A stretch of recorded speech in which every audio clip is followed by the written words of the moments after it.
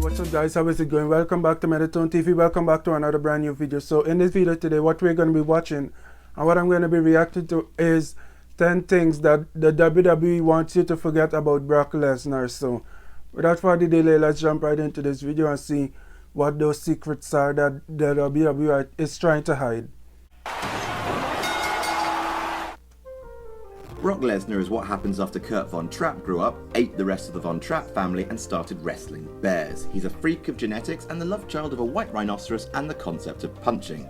He also founded his own city, Suplex City, which is a rough neighborhood. The national animal of Suplex City is an elephant being thrown through the side of a mountain, and its national anthem is a scream. To survive Brock Lesnar, it's best to know what not to mention to his face. Here's a couple of those. I'm Adam from WhatCulture.com, and here are 10 things WWE want you to forget about Brock Lesnar. Number 10, he kissed Kurt Angle. Well, there's nothing wrong with being kissed by a dude. Unless you don't want to be kissed by a dude, then don't be kissed by dudes, I guess. That seems fair enough. And I don't think Kurt Angle wanted to be kissed by Brock Lesnar here, so this happened after an episode of SmackDown in the summer of 2003, and it happened after the episode went off the air. Kurt and Brock were engaged in the most alpha feud of all time, and it was brilliant. And you know when alpha superstars get really angry and close to each other and look like they're about to have just the most furious kiss? Well, Brock Lesnar does nothing by halves and utterly outbros Kurt using only his lips. Maybe this is how his feud with The Undertaker will end. It might not, but all I'm saying is, it probably will. Number 9, he broke Bob Holly's neck. Now, in an earlier video, I mentioned this and implied, if not outright stated, that Lesnar, after a botched attempt at a powerbomb, dropped Holly on his neck on purpose for sandbagging him. Now, while that still could be true, Holly hated rookies and Lesnar hates people, Bob Holly himself came out to say that it wasn't. It was an accident, pure and simple, that Lesnar called him all the time while he was in hospital, and that logically, Holly had nothing to gain from sandbagging the young star because powerbombs are goddamn dangerous, and he had by far the most to lose. So, fair enough, we redact what we said. However, considering that Lesnar is working with some of the most valuable stars in the business these days, it's probably best for everyone to try and forget how badly people can get hurt while he's around.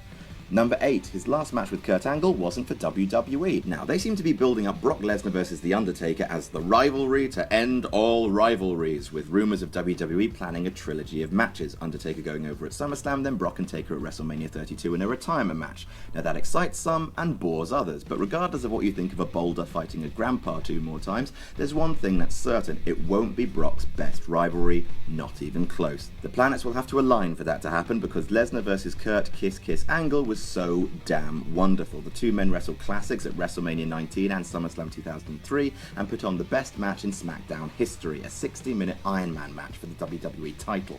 But despite WWE being the home of their rivalry, their most recent match was for New Japan Pro Wrestling in 2007, Lesnar tapping clean to the ankle lock, which is probably another reason why WWE would like people to not mention it.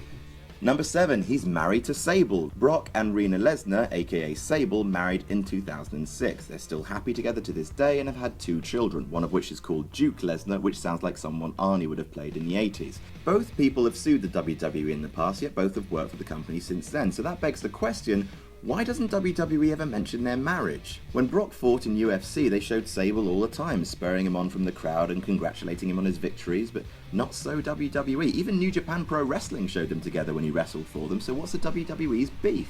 Are they trying to protect their horny fans from the idea that women age? Answer in the comments, folks. Number 6, his NFL career. Evidently Brock loves the Minnesota Vikings. I've never seen eye to eye with them personally, but that's a private matter, they know what they did. At the height of his career, Brock decided to walk away, combining his hatred of travelling for the WWE with his love of his home team and dedicating himself to an NFL career. He was going to be a defensive tackle for the Vikings. Now, Brock Lesnar is unfathomably big and strong. He once punched a tree so hard it turned into a book and the pages were just filled with screams. However, Brock's chances were poor from the start. After all, he didn't play collegiate football. Almost everyone in the NFL did. You see, Brock was too busy with the whole wrestling thing. Turns out being a good athlete in one sport doesn't automatically make him the right fit for another, and despite playing a few preseason games, never came close to making the team. Ouch. Number 5, his UFC losses. As loath as WWE normally are to mention their athletes' accomplishments elsewhere, what do you mean Sting was in TNA? Shut your filthy mouth. They did in fact big up Lesnar's UFC career a huge amount. The story that WWE likes to tell is Brock Lesnar walked into UFC, beat Randy Couture, and then that was that forever. In fact, his record is only 4 wins to 3 losses. His first match was against Frank Mir, which he lost in 1 minute and 30 seconds. After his initial loss by submission, he did go on to win 4 consecutive bouts, defeating Heath Herring, then Randy Couture for the UFC Championship, which he defended against Frank Mir, then Shane Carwin. However, Brock's UFC career did not end in grand style, suffering back-to-back TKO defeats against Cain Velasquez in 2010 and Alistair Overeem in 2011, only 4 months before he was back in WWE. Despite losses bookending his UFC career, Paul Heyman paints him as an unbeatable destroyer, and that's how it's going to stay. Number 4, he was arrested for possessing steroids. I imagine it would be easier to arrest an erupting volcano than Brock Lesnar, but it happened. In January 2001, Lesnar was arrested in Kentucky whilst training with the WWE after Louisville detectives intercepted a parcel which they claimed were filled with steroid pills. If the charges had stuck, we would likely never have seen Brock Lesnar at all on WWE TV, but he was exonerated and all charges were dropped when the pills were revealed to be some kind of vitamin, according to his lawyer. When the police officers realised their mistake, they were, quote, very apologetic. Yes, I imagine they were, for a bit at least, until Brock Lesnar ate them and then punched their police station until it died. Number 3, he pushed Zach Gowen down some stairs. Brock Lesnar beat up one leg man fight Brock. Brock break one leg man, one leg. Why you do this, Brock? One leg man is now sit down man.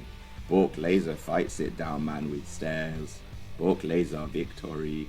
Bad Brock.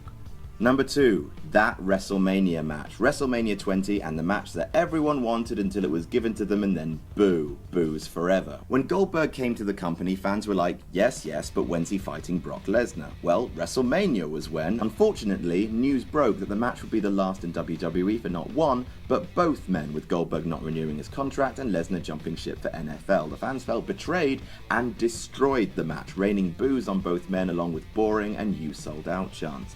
Either not knowing what to do or not caring, both men performed terribly, refusing to lock up for whole minutes, which made the fan reaction worse. It's a slow-motion train wreck, one that neither wrestler will be showcasing on their CV. Number 1, his lawsuit against the WWE. Anyone who's anyone sues Vince, and Brock was no exception. When he left to do football, which is a rubbish fake sport, troll, in order to get out of his 7-year WWE contract, he signed a no-compete clause. When NFL failed, as it should because it's a rubbish fake sport, troll, Brock sued the WWE in 2005 over the no-compete stipulation because he needed a job and he wasn't going to make it as an accountant. He's the true super athlete here, guys. From football to wrestling to mixed martial arts to steroids. What hasn't this man done? But anyway, guys, let me know what are your thoughts down in the comments below. Right there. And until next time, peace with you, peace with the world. I see you guys with a brand new video very soon. Thank you for watching.